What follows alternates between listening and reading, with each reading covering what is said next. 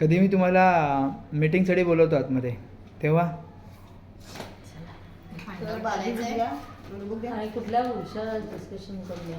युट्यूबवरच्या ideas बघूया, ग्रुपवर noting करूया. चला लवकर लवकर जसं पुन्हा घेत बसतील.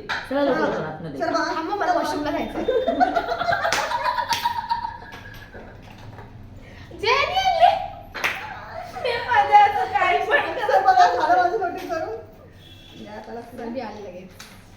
लक्ष द्यायचे बघा. मी असं दिलं नंतर बोलायचं नाही.